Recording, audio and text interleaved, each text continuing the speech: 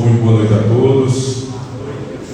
A graça do nosso Senhor e Salvador Jesus Cristo repouso sobre a sua vida, sobre a sua família. É um prazer imenso para mim, vou falar para o meu pai também, para ele, estarmos aqui com os irmãos. O convite foi extensivo a uma segunda vinda em 1º de junho, para uma conferência da família. Eu já saiu do presbítero, os presbíteros, aliás, é o pastor que muito me alegra pelo convite. Segundo convite, estarei, se Deus quiser, com a minha família. Porque é uma bebezinha de 3 meses, Lia, e tem uma mocinha de 7 anos que estou em Campina Grande agora, estava com a minha esposa velha, e foi muito choroso de sair de casa.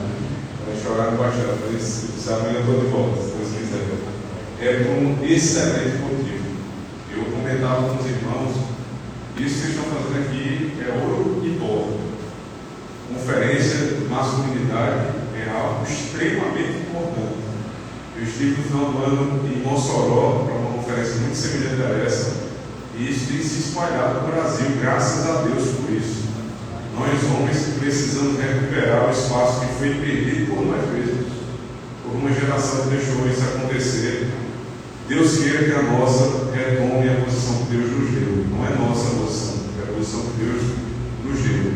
Eu sou pastor lá em Campina Grande desde 2014, saí do seminário em 2013, conheci alguns irmãos aqui.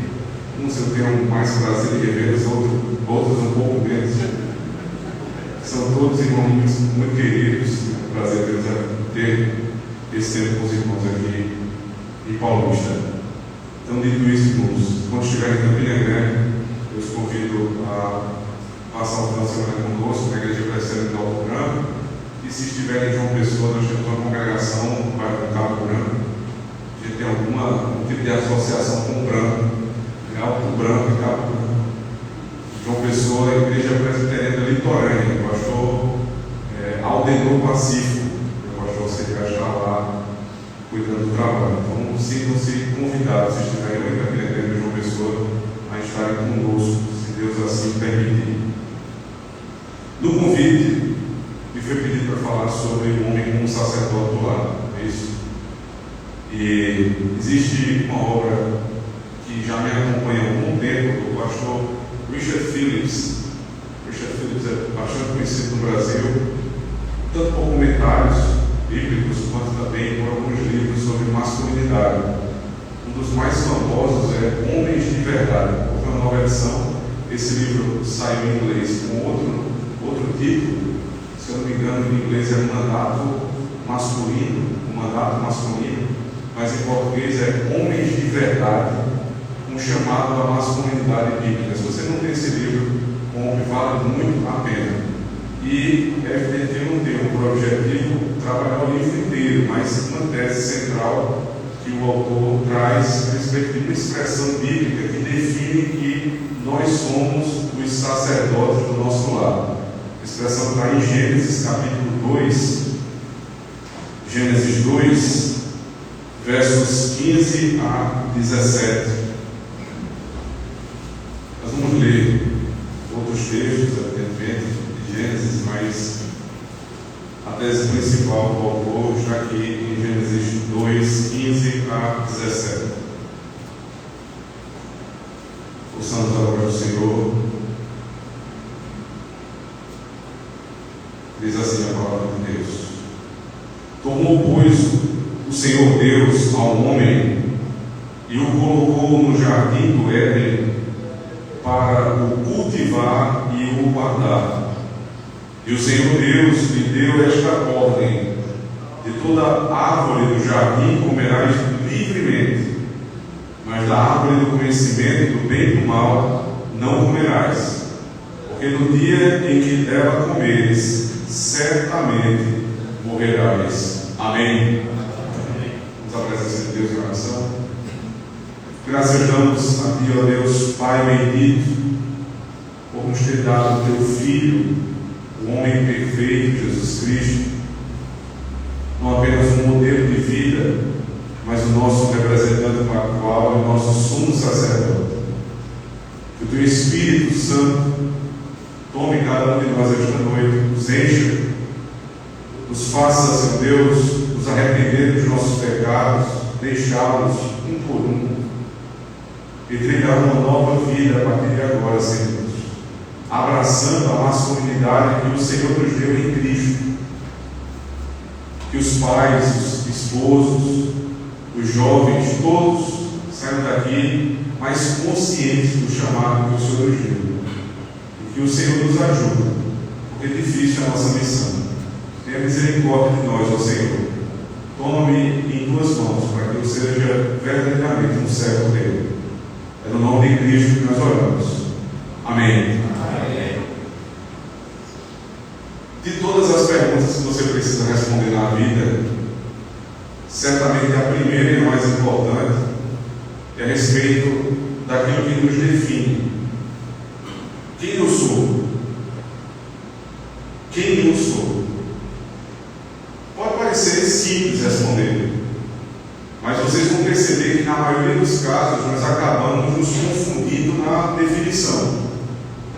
Porque quando alguém me pergunta quem eu sou e eu respondo eu sou pastor, eu estou errado. Eu não sou pastor. Deus me deu um ofício na igreja de pastor. Mas então quer dizer que antes de eu ser ordenado não existia? Olha, eu não sou pastor. Pastor é o que eu faço. É a ocupação que Deus me deu. Alguém vai dizer, não, mas eu sou pai. Eu lhe pergunto, antes de ser pai, você não existia. E o outro vai dizer, não, eu sou engenheiro. O outro vai dizer, eu sou marido de fulano. Nós temos aqui no Nordeste até essa forma, né? Especialmente no interior, José de Mariquinha, é um com o outro. Então você não é essa pessoa. Você é casado com ela, você é esposo dela, você é pai dos teus filhos, você é um oficial da igreja, mas nada disso é que você é. Sabe por quê? Porque um dia você pode deixar de ser pai. Um dia todos nós, a nossa morte, deixaremos de ser esposos.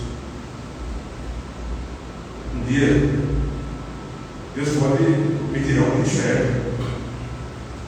O que eu serei sem essas coisas? Percebe que estas coisas não nos definem com precisão, mas são apenas ocorrências daquilo que nós verdadeiramente somos.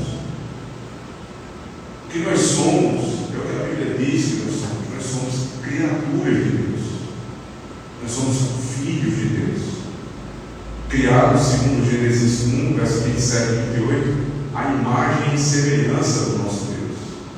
É isso que nos define. Daí, todas as outras coisas são ocorrências daquilo que de fato nós somos. Gênesis 2 começa dizendo qual é a essência do homem.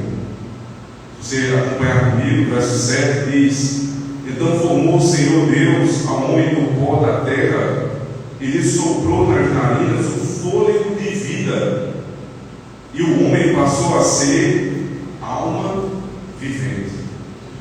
Veja, todas as outras obras da criação, elas são trazidas à existência apenas com a palavra de Deus. Haja luz e houve luz. Não há uma descrição de como Deus cria. Percebe isso? Mas a descrição da formação do homem é paternal. Deus tomou o pó da terra, Deus modelou, e depois Deus soprou fôlego de vida. E o homem passou a ser alma vivente. Ou seja, o homem passou a existir nesse momento. Quem nós somos essencialmente nos distingue de todo o restante da criação. Não só no modo da descrição, mas daquilo que nós somos de fato. Porque não há espírito em nenhuma outra coisa da natureza. Só o homem, ele vem do pó da terra, ou seja, ele tem uma essência material, mas ele também tem uma essência espiritual. E Deus une estas duas partes da natureza humana diz: agora você é a alma vivente. A partir daí nós temos vida, mas ainda não sabemos o que somos. O que é que um homem vai fazer no jardim do Éden? O texto diz que o Senhor, verso 8, plantou o Senhor Deus um jardim no Éden. Veja, o Éden é um lugar, e o jardim do Éden só é chamado assim porque primeiro existe um lugar chamado Éden. É um jardim no Éden, na direção do Oriente, e por ele um homem que havia formado. Há uma discussão a esse respeito, quando foi que Deus formou, Deus colocou no Éden. É irrelevante essa discussão, mas o fato é: o jardim é de Deus. Perceba isso, ele que criou, ele formou o homem, corpo e alma, e colocou no jardim. O homem ainda não tem consciência de que ele de fato é. Mas aí, como o jardim é dele, como o homem é criatura dele, ele tem direito de dar as ordens de como esse homem vai agir, o que ele pode ou o que ele não pode fazer, mas principalmente quem ele é. Essa é a pergunta que nós precisamos ainda chegar à sua resposta. Então, voltando ao texto inicial, Gênesis 2:15, o texto diz: tomou, pois, o Senhor Deus ao homem, o homem que ele formou no início do capítulo, e colocou no jardim do Éden para o cultivar e o guardar. Ou seja, o homem é criatura, de todas as criaturas é a única que é feita à imagem e semelhança de Deus, tendo duas partes dentro de si, a parte material e a parte espiritual. E este homem agora tem uma finalidade: cultivar e guardar o jardim. Ele vai dizer como. E o Senhor lhe deu esta ordem: de toda a árvore do jardim comerás livremente, mas da árvore do conhecimento do bem e do mal não comerás, porque no dia que dela comeres, certamente morrerás. Que tu és criatura, formada em imagem e semelhança do Criador, tendo uma natureza humana, mas tendo espírito. O que você vai fazer? Você vai guardar e cultivar o jardim. Como? Não coma do fruto que eu proibi.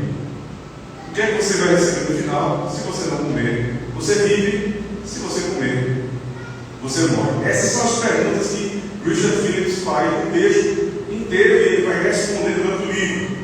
O que é masculinidade? Não, quem, né, é o homem, onde ele deve exercer a masculinidade, como ele deve exercê-la e o que ele deve fazer com essa masculinidade. Tudo a partir de Gênesis 2, versos 15 a 17. E ele parte do seguinte princípio: a expressão guardar e cultivar, ou cultivar e guardar, ele vai discorrer a respeito dos termos separadamente, mas eu queria trazer para os irmãos aqui uma informação que é extremamente importante para que nós possamos entender o homem como este sacerdote do lado, como sendo esta finalidade do trabalho masculino aqui na terra. Cultivar e guardar aparecem pelo menos juntos 10 vezes em todo o Antigo Testamento. Eu não vou citar 10 vezes, né? Não tem tempo para isso. Mas eu vou mostrar, em primeiro lugar, que se ele é sacerdote, ele precisa trabalhar no santuário. Então, primeiro eu preciso provar que o Éden é um santuário. E se o Éden é um santuário, ele precisa estar exercendo de fato o trabalho de sacerdote, a partir da expressão conjugada guardar e cultivar. Para isso, eu queria que os irmãos establessem comigo 2 textos lá em Ezequiel, capítulo 28, primeiro. Ezequiel 28.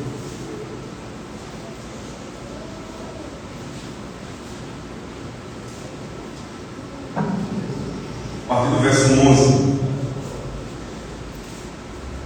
28, 11. Veio a minha palavra do Senhor, dizendo: filho do homem, levanta uma lamentação contra o rei de Tiro, e diz-lhe: assim diz o Senhor Deus, tu és o sinete da perfeição, cheio de sabedoria e formosura. Veja, o rei de Tiro é um rei da época de Ezequiel, muitos anos depois de Adão. Mas veja o que é que ele diz, verso 13: estavas no Éden, jardim de Deus, de todas as pedras preciosas que cobrias, o sardio, o topázio, o diamante, o berilo, o ônix, o jaspe, a safira, o carbunclo e a esmeralda. De ouro se te fizeram os engastes e os ornamentos no dia em que foste criado, foram eles preparados. Claramente ele está fazendo a descrição aqui, né, do anjo de luz que caiu, Satanás. Estavas no Éden, jardim de Deus, tu foste criado por Deus, tu te revestias de todas estas joias preciosas, que eram joias descritas no próprio Éden. Aí ele continua, verso 14: tu és querubim da guarda ungido, que estabeleci, permanecias no monte santo de Deus. Veja só, o Éden não era um monte, o Éden era um jardim. Mas por que ele está apontando para um monte?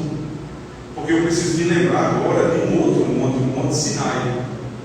No Monte Sinai havia uma estrutura de templo. Você tinha aos pés do monte o povo, no meio do monte os anciãos de Israel, e lá no cume do monte somente o sumo sacerdote Moisés. O povo, os anciãos, o sumo sacerdote diante de Deus. Essa é a estrutura do tabernáculo. O povo fica fora, os sacerdotes vão até determinado lugar e só entra no Santo dos Santos o sumo sacerdote. Continua o verso 15: perfeito eres tu nos teus caminhos, desde o dia que foste criado até que se achou iniquidade em ti. Na multiplicação do teu comércio se encheu o teu interior de violência, e pecaste pelo que te lançarei profanado fora do monte de Deus. Que monte de Deus? Fora do Éden, fui expulso do Éden. E te farei perecer, ó querubim da guarda, em meio ao brilho das pedras. Elevou-se o teu coração por causa da tua formosura, corrompeste a tua sabedoria por causa do teu resplendor, lancei-te por terra diante dos reis e te pus para que te contemplem pela multidão das tuas iniquidades, pela injustiça do teu comércio, profanaste os teus santuários. Profanaste o teu santuário. Veja, onde é que este anjo estava? Ele estava no Éden. O que era o Éden? O jardim de Deus, o monte de Deus. Mas no final eles chamam de quê? Santuários. Santuário no plural. Por quê? A parte externa, a parte interna e o santo lugar. Por isso o santuário, o tabernáculo era santuários. 3 partes do tabernáculo. Então o Éden era o santuário.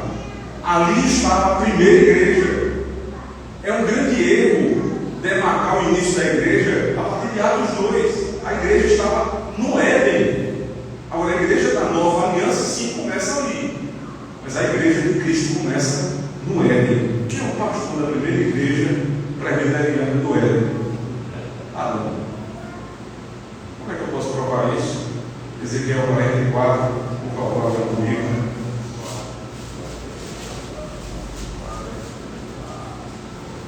Os 2 verbos que estão lá em Gênesis, que eu disse aos irmãos que juntos dizem respeito ao trabalho do sacerdote, eles aparecem 10 vezes. Uma dessas ocorrências é aqui em Ezequiel 44, 13 e 14. Observem qual é o título desse texto: Reformas no Ministério do Santuário. É a reforma do ministério sacerdotal. Verso 13: não se chegarão a mim para me servirem no sacerdócio, nem se chegarão a nenhuma de todas as minhas coisas sagradas, que são santíssimas, mas levarão sobre si a sua vergonha e as suas abominações que cometeram. Contudo, eu os encarregarei da guarda do templo e de todo o serviço e tudo que se fizer nele. A palavra serviço diz respeito à palavra cultivo, cultivar. Exatamente a mesma palavra. E a palavra guardar não precisa falar, porque aqui, até em português é igual. Ou seja, na reforma do santuário, do templo, o que é que os sacerdotes precisam fazer? Cultivar e guardar, servir e guardar. Isso é o trabalho do sacerdote. E este sacerdote, ele estava colocado por Deus aonde? No jardim do Éden, que segundo Ezequiel 28 é o quê? Santuários. Adão é um sacerdote que está trabalhando no santuário. Não havia ainda sistema sacrificial, mas já existia o trabalho do sacerdote. Sabe por quê? Porque isso é inato à nossa masculinidade. O trabalho de sacerdote, o trabalho de serviço, de guarda, é aquilo que nós somos, irmãos. Eu ficaria muito triste se eu deixasse de ser pastor, mas eu conseguiria viver seu ministério. Eu só não consigo viver sem ser homem. É isso que me define. Deus me fez homem, e como homem eu devo servir e guardar. Esse é o meu trabalho. Este é o trabalho dos pastores, esse é o trabalho dos pais, este é o trabalho dos maridos. Servir e guardar. Se você fizer qualquer coisa na sua vida que não seja servir ou guardar, você não é homem. Você pode até ter jeito de homem, você pode até falar como homem, mas você não está exercendo a masculinidade de Deus. E o que é serviço?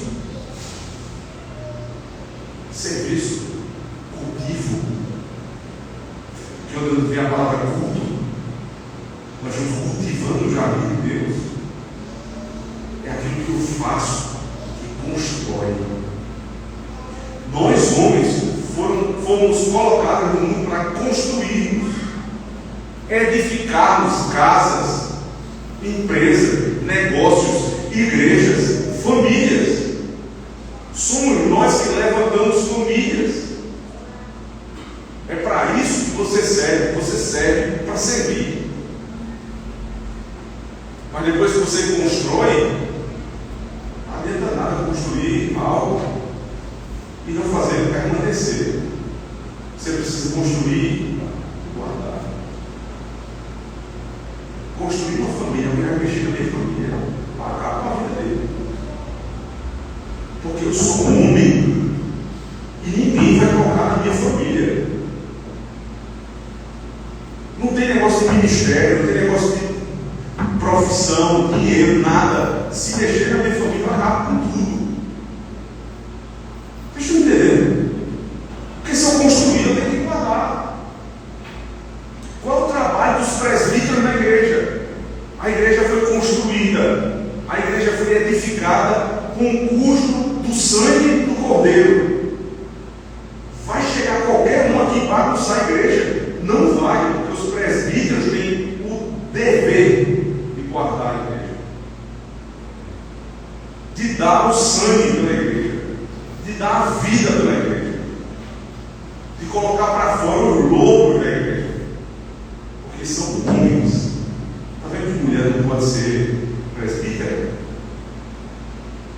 Que não é questão de machismo, é só por um motivo óbvio, porque ela é mulher.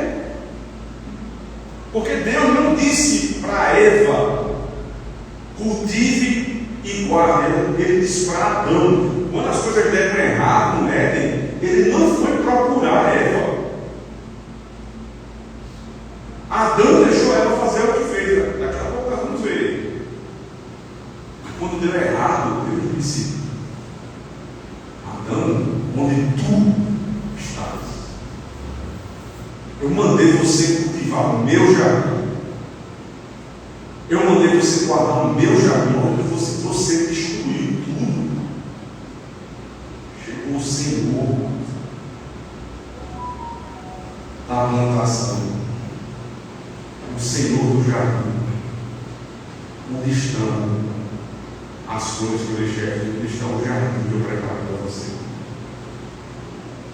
Irmãos, isso é tão sério. Haverá um dia que nós estaremos diante do nosso Senhor e Ele nos fará prestar contas. as mulheres ele vai perguntar outra coisa. Mas para mim, o que foi que você cultivou, você construiu na terra? Mostre aí suas mãos. Eu construí uma família, eu tive 2 filhos, eu fiz isso. Foi o que você fez com suas filhas. Você deixou elas se destruírem. Você não carregou elas nos caminhos do Senhor. Você não cuidou, você não fez culto doméstico como deveria fazer. Você não instruiu seus filhos no caminho do Senhor. Você não disciplinou seus filhos como deveria. Servo mal. É isso que Deus dirá. Por favor, não fique se apegando só toda hora. Mas a graça, irmãos, graças a Deus por Cristo Jesus. Porque se fosse depender de qualquer um de nós, nossas mãos ficam sujas. Todos nós somos servos e fiéis. Você vai se apegar a isso, vai ser pior. Quem nós somos? Nós somos sacerdotes de Deus. O que foi que Deus nos fez? Para que Ele nos fez aqui na terra? Para cultivar e guardar. Mas Ele é tão bom, que Ele não nos deixou sozinhos. Verso 18, capítulo 2, diz assim: disse mais o Senhor Deus: não é bom que um homem esteja só. Fale-ei uma auxiliadora que seja idônea. Já que o pessoal chega nesse verso, a discussão é: Deus agora percebeu que não era bom que um homem estivesse só. Isso é um falso modo de ler a Escritura, é um modo errôneo de ler a Escritura. Porque, preste atenção, a Bíblia não fala a respeito do que Deus sabe. A Bíblia não é um livro a respeito do que Deus sabe. A Bíblia é um livro a respeito do que eu tenho que saber. Isso muda tudo. Portanto, é Deus me explicando, acomodando a linguagem para pessoas como nós, que somos como bebezinhos. Ele balbucia, como disse João Calvino, para que eu entenda. É como você tenta falar com o seu filho pequenininho. Então é isso que está acontecendo aqui. Ele está instruindo pedagogicamente naquilo que ele fez. Deus olhou para todas as coisas e disse: é bom. Mas quando ele fez um homem e não existia a mulher ainda, ele disse que não é bom, ou seja, não é adequado que um homem esteja só. Portanto, jovens, não é bom estar só. Procurem se casar. Assim que puderem, procurem se casar com a serva de Deus. Porque para ser sacerdote do lar, por óbvio, tem que ter um lar. Passar a vida dele não construir uma família é quebrar parte do trabalho do sacerdote, que é cultivar. Você vai guardar o que? O que não cultivou? Não tem o que guardar. Não existe jardim a ser guardado sem que o jardim exista antes. Não procure se casar. Peça a Deus uma serva do Senhor para se casar. Não é adequado que o homem esteja só para quê? Para cumprir a ordem que ele deu agora há pouco, no capítulo 2, verso 15 a 17. Mas ele deixa essa informação e parece que ele divaga no argumento logo em seguida. Preste atenção. Verso 19, você fica esperando que a auxiliadora idônea apareça, mas ela não aparece. Diz assim: havendo, pois, o Senhor Deus formado da terra todos os animais do campo, todas as aves dos céus, trouxe-os ao homem para ver como este lhe chamaria. E o nome que o homem desse a todos os seres viventes, esse seria o nome deles. Deu nome o homem a todos os animais domésticos, às aves dos céus e a todos os animais selváticos. Para o homem, todavia, não se achava uma auxiliadora que ele fosse idônea. Nós esperávamos que logo em seguida viesse a formação da mulher, mas não é isso que acontece. O que Adão vai fazer agora é passar a vista em toda a criação, em todos os animais da criação, para nomeá-los. Não é isso que ele faz? Ele chama e dá nome. Quem primeiro deu nome na criação? Foi Deus. Deus chamou a parte clara do dia e a Ele deu nome. Por que ele deu nome? Porque ele é o dono, porque ele manda, porque ele tem autoridade.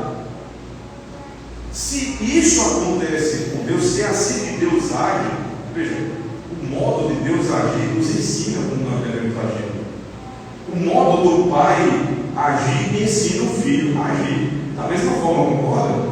Portanto, quando Deus age, é lei para mim. Mesmo que não haja lei escrita, o modo de Deus agir é o modo como eu devo agir também. Que é um grande exemplo disso. Adão conhecia ou não conhecia o dia do Senhor? Conhecia. Por quê? Porque Deus fez tudo em 6 dias e descansou no céu. Portanto, Adão conhecia o dia do Senhor.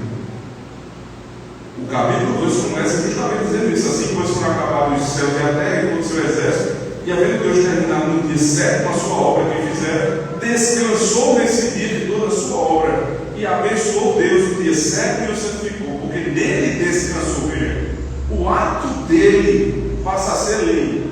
Porque ele descansa nesse dia, nós devemos descansar também. Porque ele nomeia toda a obra da criação. Quando Adão faz o mesmo, Deus está declarando que Adão é o quê? Autoridade. Deus está declarando a partir de agora que Adão tem autoridade sobre toda a criação, em primeiro lugar, versos 19 e 20 do capítulo 2. Porque ele dá nome aos animais. Então veja o que acontece logo em seguida, verso 21. O texto volta para falar da mulher. Então o Senhor Deus fez cair pesado sono sobre o homem e este adormeceu. Tomou uma de suas costelas e fechou o lugar com carne. E a costela que o Senhor Deus tomara ao homem, transformou-a numa mulher e a trouxe. Ele trouxe os animais e lá para trás a mulher. Ele forma a mulher da costela de Adão e a traz para o seu homem. E disse o homem, disse Adão: esta afinal é osso dos meus ossos e carne da minha carne. Chama-se a varoa, porque do varão foi tomada. Adão se chama Adão porque da Adamá foi tomada, veio da terra. E a mulher se chamará de Ishá, porque do Ish foi tomada. Ou seja, no hebraico você sempre tem essa ideia de procedência. Uma coisa veio da outra. Ela é osso dos meus ossos, carne da minha carne. Chama-se a varoa, quando o varão foi tomado. Por isso deixa o homem pai e mãe e se une a sua mulher, tornando-se os dois uma só carne. Veja, a relação se completa. Para que o homem consiga cumprir a missão de cultivar e guardar o jardim, para cultivar o jardim, uma das partes do cultivo era crescer e multiplicar. Por que ele vai crescer e se multiplicar com um cachorro, gato, papagaio? Não tem como. Também não poderia ser com outro homem. Então não havia nenhuma auxiliadora idônea. É porque não havia ninguém em toda a terra que fosse da mesma natureza, porém diferente, para que se complementasse a Adão e então ele cumprisse a sua missão. Percebe? Crescer e multiplicar precisava de uma mulher. É exatamente isso que Deus nos dá. Nos dá uma mulher. Portanto, existe a função do homem e existe a função da mulher. Quando nós desorganizamos isso, a vida vai procurar, a igreja vai procurar, o Estado vai procurar. Eu preciso preservar aquilo que Deus fez. Para cultivar e guardar o jardim, eu preciso saber qual é a minha função de homem e qual é a função da minha esposa. Quando ele não respeita a atividade do capítulo 3, veja. O final do capítulo 2, ele nos remete ao início do capítulo 3, porque diz assim, verso 25: ora, um e outro, um homem e sua mulher, estavam nus e não se envergonhavam, dando a conotação de inocência, o estado de inocência estava até o capítulo 2, verso 25. Mas o capítulo 3, verso 1 diz: mas a serpente mais sagaz do que todos os animais selváticos. Veja, a palavra sagaz em hebraico praticamente a mesma palavra nudez e sagacidade. É como se você mudasse um vogal. É Aron e Arum. Ou seja, na leitura do texto original, você lê, parece que está lendo a mesma coisa. Mas o que isso nos quer dizer é o seguinte: ela deixou de ser inocente, a raça humana perde a inocência por conta da sagacidade da serpente. A serpente lançou sagacidade no meio da raça humana. E a nudez vai aparecer novamente lá no verso 7 do capítulo 3, no fechamento do diálogo com a serpente. Abrindo-se então os olhos de ambos e percebendo que estavam nus, cozeram folhas de figueira e fizeram cintas para si. No estado de inocência eles eram nus e não se envergonhavam. Agora eles estão nus e se envergonham. Ou seja, a condição externa era a mesma. O que mudou? O coração. É por isso que praia de nudismo nunca vai ser natural. Não é naturalismo, é antinaturalismo. Porque depois da natureza corrompida, o natural é ter vergonha. É por isso que quem anda sem roupa chama de quê? São sem vergonha. Quem anda no conselho não é são sem vergonha. Por quê?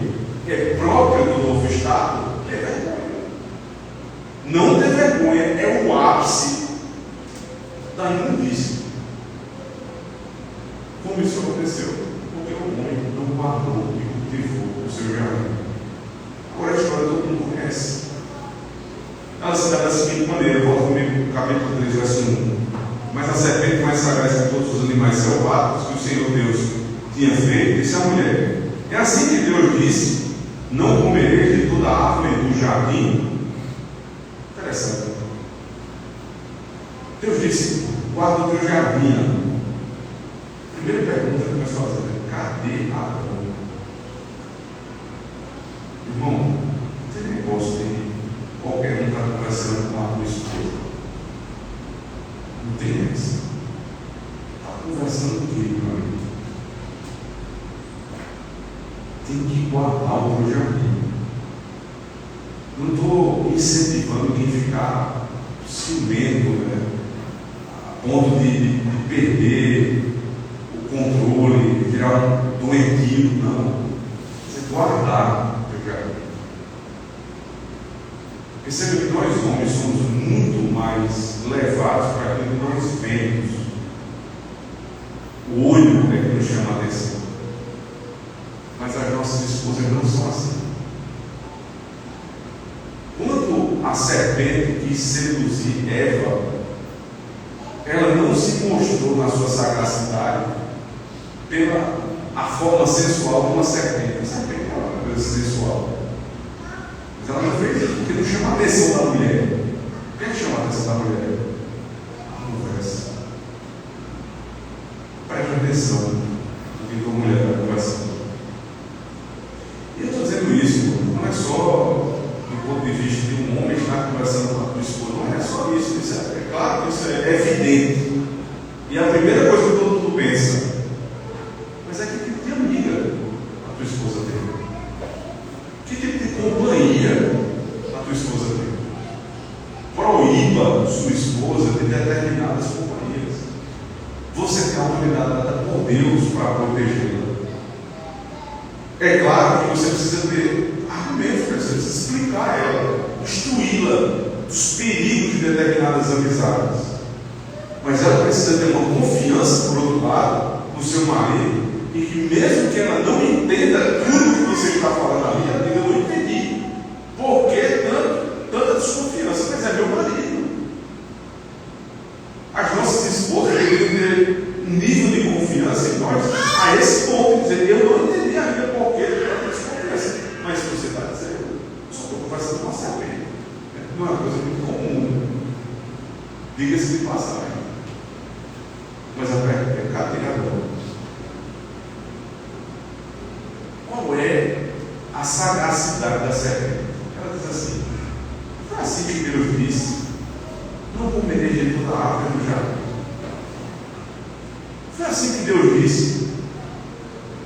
Deus colocou vocês nesse jardim maravilhoso, cheio de árvores frutíferas, e vocês vão morrer de fome. Mas foi isso que Deus disse. Não, Deus disse que não podia comer de nenhuma árvore. Deus disse que não pode comer de uma. Foi uma que ele proibiu. A sagacidade da serpente está no seguinte: ela começa a implantar dentro da nossa família a indisposição, o sentimento de insatisfação com o que nós temos, com o que Deus nos deu. Eu só tenho 2 sapatos, como eu tenho 10 sapatos, se eu tenho 5 sapatos, todo mundo pode conversar, porque aqui em casa eu não posso, eu não tenho. Enfim, se tem um sapato que Deus te deu, você vai para um lugar que seu marido pode levar.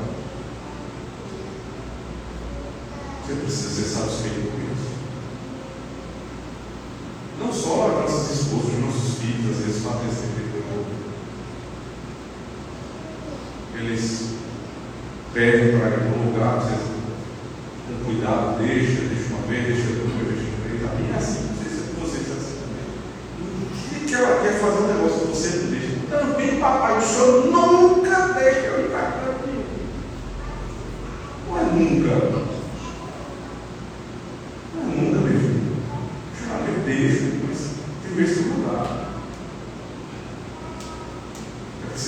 Esse tipo de sentimento de insatisfação que vai ser gerado dentro da nossa casa. Isso destrói a nossa família. Com sabedoria, com cuidado, principalmente com atenção. Não com Adão, que deixou essa conversa ir longe. Nós precisamos quebrar as insatisfações da nossa casa. Porque aí vem a réplica da mulher, verso 2. Respondeu-lhe a mulher: do fruto das árvores do jardim podemos comer, mas do fruto da árvore que está no meio do jardim, se Deus dele, não comereis nem tocareis dele, para que não morrais para eles. Primeiro, não foi Eva que ouviu diretamente de Deus essas palavras, mas ela ouviu do marido. O marido era o pastor da casa do sacerdote lá, foi ele que pregou para ela. Só que Deus não disse exatamente assim. Se você comparar Gênesis 2, 15 e 16 e 17 com 3, 2 e 3, não é a mesma coisa. Deus não disse: dele não comereis nem tocareis. A parte de tocar foi acrescentada. Tem o espírito farisaico aqui, né? Acrescentar a lei o que Deus não disse. Coisa do fariseu. Primeira expressão farisaica da história, primeiro erro hermenêutico da história está aqui. Eva disse: não comerei nem tocarei. Deus não disse: não tocarei. Por outro lado, Deus disse: certamente morrerás. Ela não fala certamente, ela diz para que não morrás. Ela acrescenta e ela. Por um lado ela é farisaica, do outro lado ela é o quê? É liberal. A confusão hermenêutica grande aqui. Não coma, não toque, para que não morrais. Não, certamente foi retirado. Quando você não é preciso na teologia, você está a um passo do erro. Os pastores de vocês, no meio do sermão, tiverem aquele cuidado teológico de explicar um ponto e voltar, vai para um texto, volta para outro. É você, meu Deus do céu, o pastor está prolixo demais. Eu não estou aqui dizendo que não há possibilidade disso acontecer, claro que acontece inclusive comigo. Mas a questão é essa: será que o seu pastor está sendo cuidadoso para que não fique dúvida a respeito do ponto que ele está tratando? Para que ele demonstre que não está nem acrescentando nem retirando?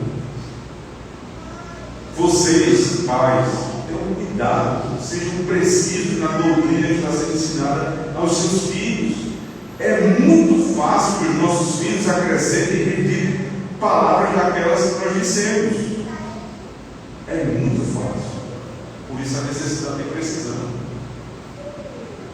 A tréplica da serpente, no verso 4, é a seguinte: então a serpente disse à mulher: é certo que não morrereis. Deus disse que você vai morrer. A serpente disse: é certo que não morrereis. Agora, a casa de Adão tem duas palavras. A palavra de Deus que diz: vai morrer. E a palavra de Satanás que diz: não vai morrer. Quando as nossas famílias estão entre duas palavras, irmãos, aqui eu ensino como sacerdote da minha casa, e que o fulaninho ensinou lá fora, a pergunta é: em quem eles creem? É difícil. Há cerca de 5 anos eu acompanhei a família lá na nossa igreja. Eles tinham 4 filhos. O segundo filho, de baixo para cima, ele já estava ali no Fundamental 2, já uma criança de 12 anos. Começou a estudar ciências com o professor, e o professor começou a questionar a fé daquela criança ainda. Dentro de sala de aula, o pai ligou para mim, perturbado, disse: pastor, meu filho está dizendo que não quer ir mais para a igreja e que não acredita no que nós acreditamos. O que é que eu faço? Em primeiro lugar, ele vai. Em primeiro lugar, ele vai, porque ele não faz o que ele quer. Mas em segundo lugar, eu vou na sua casa, eu quero conversar com ele. Cheguei lá, interessante, mostrar, até o semblante do rapaz mudou. Ficou com um semblante altivo, nariz empinado, a mãe chorando, aperreada, o pai sem saber o que fazer. Não me lembro exatamente o nome dele, ele não está mais na igreja. E eu disse as seguintes palavras para ele: se o teu pai, uma família bem humilde, o teu pai é um homem honesto, trabalhador, que sai cedo de casa, chega tarde para colocar o pão na tua mesa.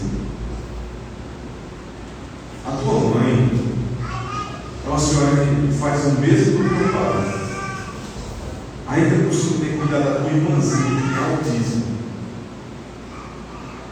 Tudo que você tem é fruto do trabalho do teu pai e da tua mãe, que te ensinaram, inclusive, a crer e respeitar as coisas de Deus. Você trocou a palavra do teu pai, que dá a vida por você, para acreditar num professor vagabundo e maconheiro. Agora, diga que não é. Eu não sabia, né? Mas tentou para ser. Se o senhor conhece o professor? Não conheço não. Mas quem faz isso é vagabundo e maconheiro. Vai ter que não fumar com ele. Mas ele é drogado, só dava a bola quando queria, separar da esposa. Veja o que é que você está trocando. O seu pai, que é um homem honrado, pelas palavras de um homem como esse, isso é uma demoralização do seu pai. Ele pediu desculpa ao pai. Provavelmente o pai em casa tinha suas falhas para deixar isso acontecer, mas ele pediu desculpa ao pai, se reconciliaram e voltou a frequentar a igreja. Sempre, irmãos, isso está acontecendo. A gente ensina uma coisa, ninguém está livre disso. Eu não estou, você não está. A gente ensina uma coisa para os nossos filhos. A gente apresenta a verdade, mas eles sempre serão confrontados com outra. Deus disse: vai morrer. Sabe, não vai morrer nada. Isso é coisa da religião lá do teu pai. Isso é radicalismo. Isso é fundamentalismo religioso. Isso é negócio de neopuritano. Vai nessa. Vai nessa. Deus continua, verso 5, porque Deus sabe que no dia que dele comerdes, se vos abrirão os olhos, e como Deus sereis conhecedores do bem e do mal. Para dar a facada final. Olha, o problema é o seguinte: Deus está com medo de vocês. Veja se tem lógico, está com medo. Mas lembre comigo, Deus formou todas as coisas. Deus criou um jardim. Deus pegou um pouquinho de barro, formou um homem do barro que ele criou, soprou, e esse homem passou a ser alma vivente, colocou o homem no jardim, encheu o jardim de árvores, depois disse: dessa daqui você não come. Aí Deus fez tudo isso para depois fazer, sabe o quê? Tem medo do homem lá e comer. Porque se ele comer, vai ser igual a Deus. Isso não tem a menor lógica. Em que sentido eles seriam iguais a Deus? Do fato de conhecer o bem e o mal. Veja só, Deus negaria o conhecimento do bem e do mal aos homens.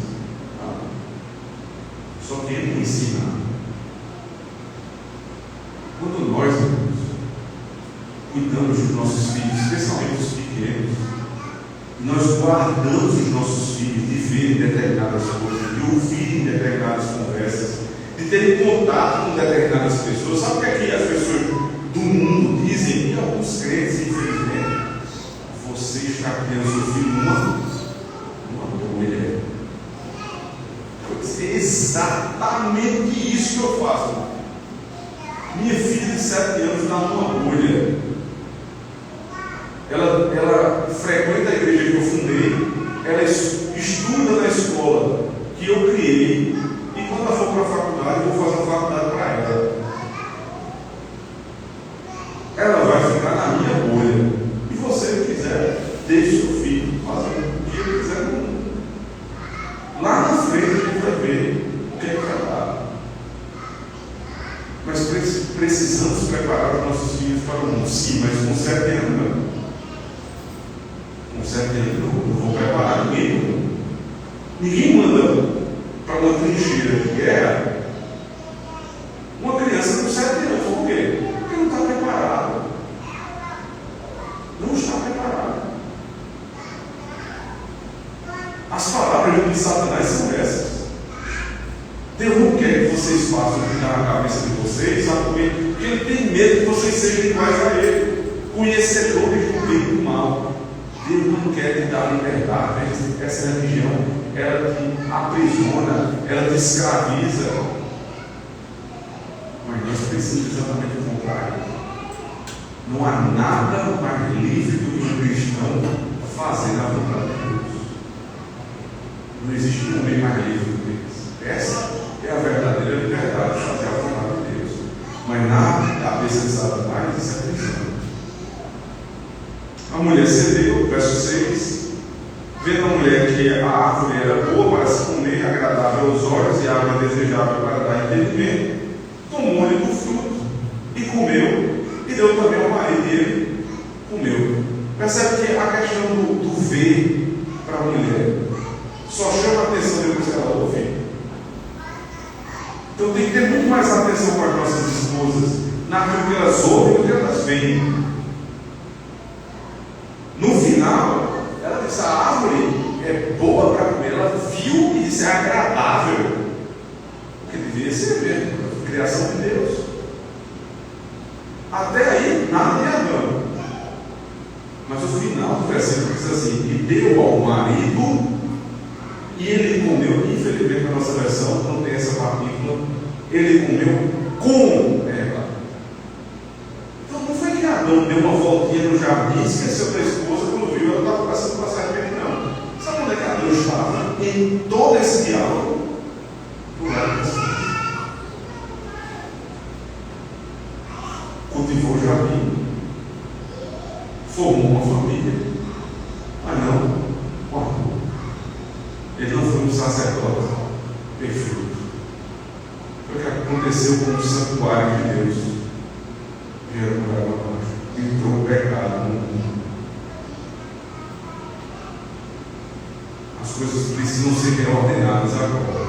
A mulher tomou a frente, não ficou calada. Agora Deus vai buscá-los. Veja, verso 8: quando ouviram a voz do Senhor Deus andava no jardim pela viração do dia, escondeu-se da presença do Senhor Deus, um homem e sua mulher, por entre as árvores do jardim, e chamou o Senhor Deus ao homem e lhe perguntou: onde tu estás? Onde tu estás? Ele não pergunta o tamanho, é você. Eu dei a ordem a você. Aí Adão diz: covarde como foi. Verso 10, ele respondeu: ouvi a tua voz no jardim, porque estava nu, tive medo, e escondi. Perguntou-lhe Deus: quem te fez saber que estavas nu? Comeste a árvore de que te ordenei que não comeste. Então disse o homem: a mulher que me deste por esposa, ela me deu da árvore e eu comi. O fato descrito é verdadeiro. Ela tomou do fruto e deu ao marido. Fato. Mas peraí. Então ela empurrou na tua boca. Foi mesmo. E eu disse a você que era para você guardar. Não era só para você não comer, era para você não deixar a tua mulher nem conversar com a serpente.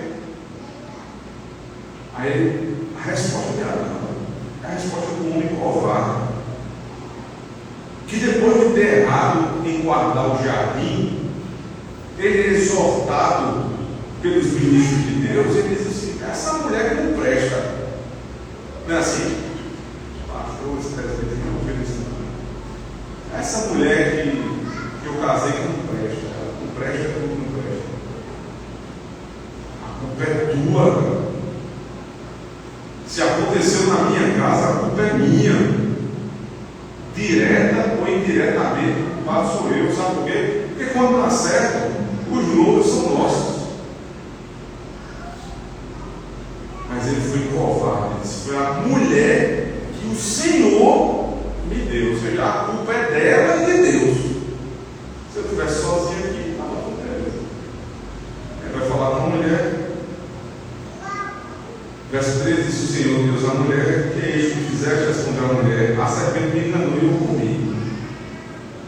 É verdade. Ela foi enganada. Você lê 1 Timóteo capítulo 2, verso 8 a 15. Quando Paulo está instruindo como homens e mulheres devem se comportar na igreja, ele diz assim: e não permito que a mulher ensine na igreja. Por quê? Em primeiro lugar, porque primeiro foi informado Adão, depois Eva. Ou seja, a ordem da criação estabelece a autoridade.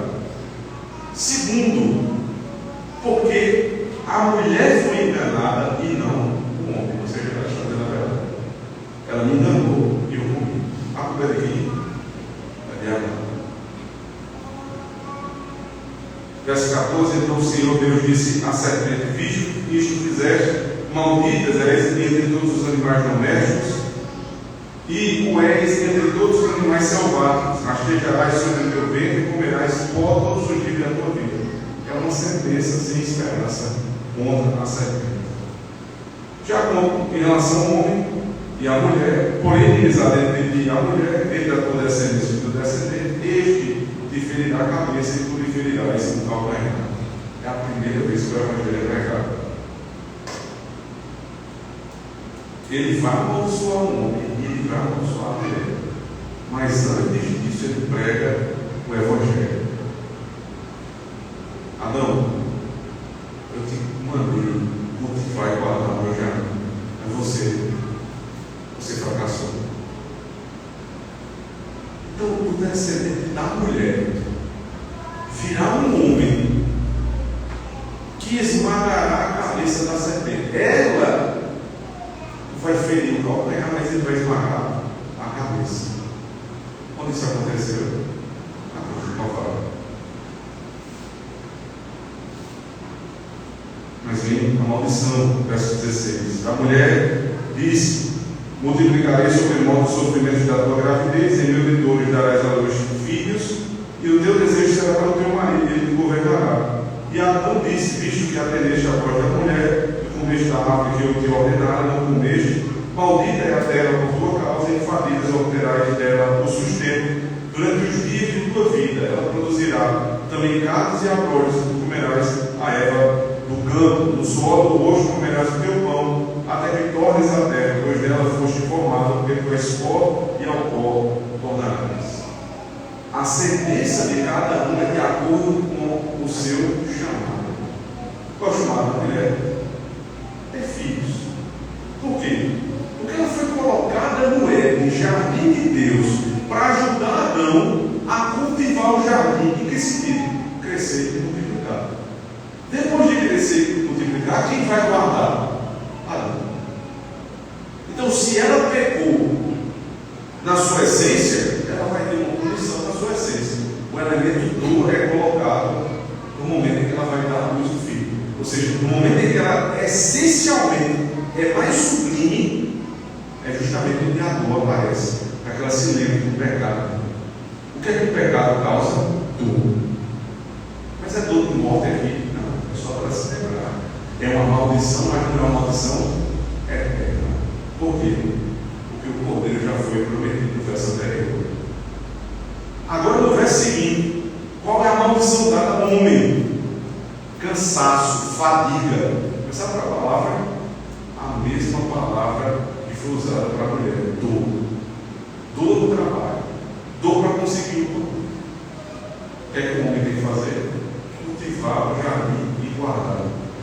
Nosso trabalho, hoje tem gente que diz assim: se nós trabalhar, culpa de Adão. Se não fosse Adão, eita, cretezinho, preguiçoso. Você ia trabalhar de todo jeito, irmão. Se você não gosta de trabalhar, você não vai para o céu, não. Você vai trabalhar, é eternidade. Cristo disse: eu e o Pai trabalhamos até hoje. Trabalho é uma bênção de Deus, não é uma maldição. A maldição é a dor no trabalho, não o trabalho. O trabalho é uma bênção. Só que agora vai ser de carros diabólicos. Vai ser difícil. O texto se encaminha para o fim do verso 20, dizendo o seguinte: e deu o nome de Eva à sua mulher, por ser a mãe de todos os seres humanos. Que coisa, né? Fala de maldição, depois fala do nome, deu o nome. Ele mudou o nome da mulher, porque lá no começo dos versos finais do capítulo 2, qual é o nome da mulher? Varoa. Por que ele mudou de varoa para Eva? Ele explica: Eva, porque será a mãe de todos os seres humanos. É um verbo, né? Seria, se fosse em inglês, seria to be. Se fosse em português, ser ou estar. É o mesmo verbo que dá origem à palavra Eva. Ela é a mãe dos seres viventes. Por que ele mudou esse nome? Porque no capítulo 3, verso 15, Deus disse: o filho da mulher vai esmagar a cabeça da serpente. Ele creu no Evangelho e mudou o nome da mulher. Agora fui salvo ou não fui salvo? Fui salvo. Sabe por quê? Porque não era mais possível salvação pelas obras. Só existe um modo de se salvar a partir de agora: crer no Cordeiro de Deus, no segundo Adão, que veio cumprir o que o primeiro não cumpriu. Como diz o apóstolo Paulo na carta aos Romanos, capítulo 5, veio o primeiro Adão, não cumpriu a promessa. As obras que o Senhor deixou, mas veio o segundo, cumpriu toda a lei. Com essa esperança, ele muda o nome da sua esposa. E aí, verso 21 diz assim: fez o Senhor Deus vestimenta de peles para Adão e sua mulher, e os vestiu. Vocês viram que tipo de vestimento ele fez no capítulo 3, verso 7? Abriram-se então os olhos de ambos, percebendo que estavam nus, cozeram folha de figueira e fizeram cintas para si. Folha de figueira é uma folha desse tamanho. Mas o cara tentar fazer uma roupa com folha de figueira não me parece ser a melhor folha. E ele tentou se cobrir dessa forma, sabe por quê? É ridículo um homem cumprir os seus pecados com suas próprias obras. É ridículo um homem inventar a salvação com as suas próprias mãos. O Senhor diz: eu farei vestimenta de quê? De pele. Diga uma coisa, para você fazer um casaco de pele, obviamente você tem que arrancar a pele do animal. E para arrancar a pele do animal, você tem que derramar o sangue do animal.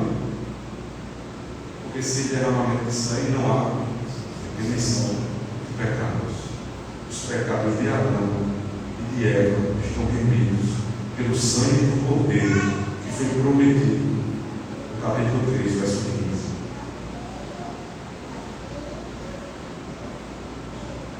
Meus irmãos,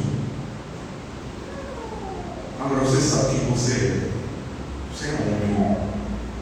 Você não é advogado, engenheiro, pastor, presbítero. Isso é o que a gente faz.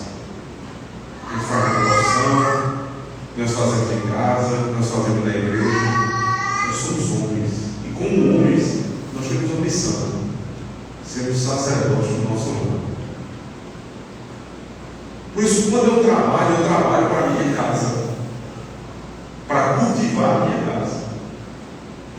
Qualquer trabalho que faça mal à minha casa não faz sentido. Porque se é em função da casa, ele não pode fazer mal à casa. Qualquer relação que faz mal à minha casa é uma má relação. Seja a minha, seja a relação que os meus filhos estão tendo com outros, seja a relação que a minha esposa está tendo com outras pessoas. Eu tenho a obrigação de guardar o jardim que eu cultivei. Porque eu sou homem. Se os irmãos não fizerem isso, vocês vão ser qualquer outra coisa, a não ser que são homens. Vocês podem até vestir roupa de homem. Vocês podem até andar com zombar de homens que não têm voz de homem, que é feio. De homens que não se vestem como homens. E dizer: olha lá o efeminado. E de fato são. Mas não adianta nada. Se vestir, botar chapéu de couro na cabeça, uma faca de 7 polegadas na cintura, e não tomar conta da sua esposa e dos seus filhos. Isso não é coisa de homem. Não adianta de nada falar grosso e ser sustentado pelos pais.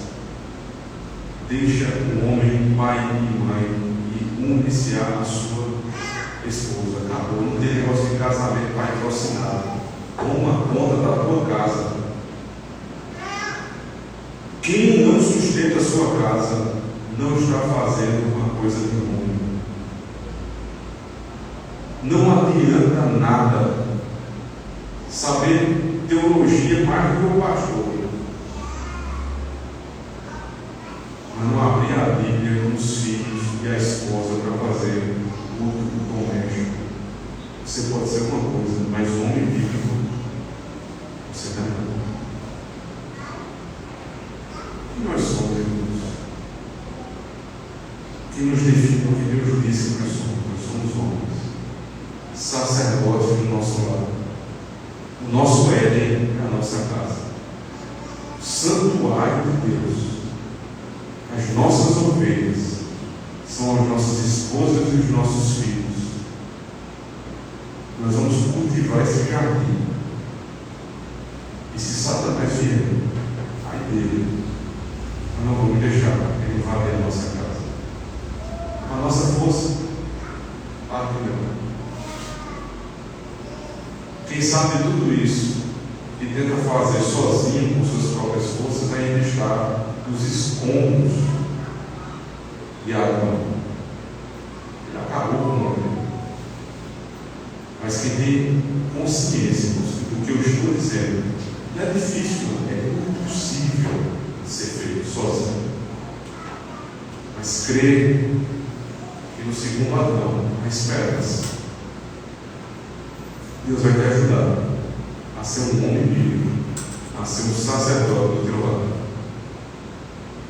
Deus nos ajuda.